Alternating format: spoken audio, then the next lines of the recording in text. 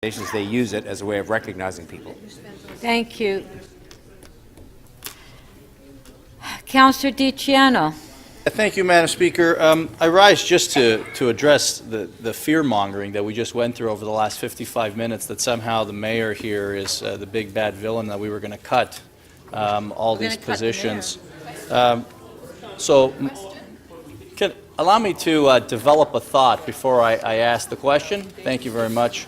So let's be quite straight here. You actually amended my motion that was going to look at bringing a report back in 1 year, staff's report on a 0.02% reduction in staff complements, so next to nothing. You brought a motion for to speed that up into 60 days, correct? You want to see that happen a lot sooner than later. That's correct, Madam Speaker. Okay, good, because it just didn't seem that way. It almost seemed like you were trying to do the opposite. And as a member of the Budget Committee, would you believe me if I told you that this year we're putting millions more into shelter, support, and housing in our capital budget than we did last year? I know that to be true, and it's in the millions of dollars. I think it may be 23, or some very substantial amount of money in addition. And again, I really regret, and I know what this has been all about, most of the questioning in the last half hour, and I'm not saying I doubt the sincerity of people asking the questions and the point of view from where they come, but they're trying to portray this decision, which I am saying I'm supporting subject to this report being written, as some kind of dark decision. It isn't at all. And I regret the fact that people feel they have to do that, but that's politics, and that's what goes on in this room sometimes. I think the best of us will be shown when we read the report, receive it, and see what it says, and make decisions based on a even more careful analysis than this, which I would repeat again.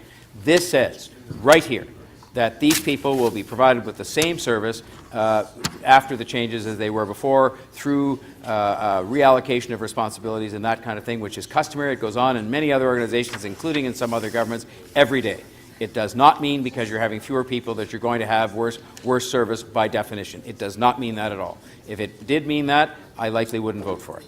Thank you. And you're absolutely confident that due to attrition, I mean, some of these folks won't even retire before the report comes back. So the notion that this is going to cause great harm to Toronto's most vulnerable within the next 90 days, is that possible? Well, I would, again, if I thought that was true, I would find some other way to deal with this. But I think by having the report written on an urgent basis by a new set of eyes, and that in the meantime, I expect, as Deputy Member Connell suggested, that most of those people, if not all, but most of them will still be in place by the time that report comes back, that there shouldn't be any risk to anybody, and that we can then see how we go about achieving these savings, which must be achieved. I mean, there are savings that have to be achieved across the government. That's a must. And we'll see what the report says in terms of whether there's some better way to do this. And is it horrible to actually get a report in front of this council of decision makers that's going to give us additional information from a new director that just perhaps there's a chance that things can be done a little differently here and still continue to provide a great service? Is this report something that's going to be detrimental to this council? I would only repeat, Madam Speaker, through you to the councillor, what I said before, which is that no good deed goes unpunished when it comes down to people, in politics. And what I was trying to do here, as I think my entire time here has shown that I try to do any time I can, is to see if there are additional facts, see if there's a different perspective to be brought by a new general manager that can respect the work done by the Budget Committee to find savings and efficiencies in all parts of the government, but to examine the question of how this will affect the people we're serving, the clients and citizens we're serving, and look at the how we do that. And I don't know why anybody would oppose having such a report and having it on a fairly urgent basis so that we can actually have a chance to revisit this before a lot of the changes are made. And that's exactly what I was intending to do. I would have thought that would be a source of some comfort, although not total satisfaction. But when people are determined to get their entire way or the highway, that's when you get times in here where things are not as constructive. When what I was trying to do clearly was to say, let's get the new manager to take a look at this, to apply all the facts and maybe more that we didn't have before, and let's come back and take a look at it. But at the same time respect the work that the Budget Committee did and what the professional public servants told them that formed the basis for their decision.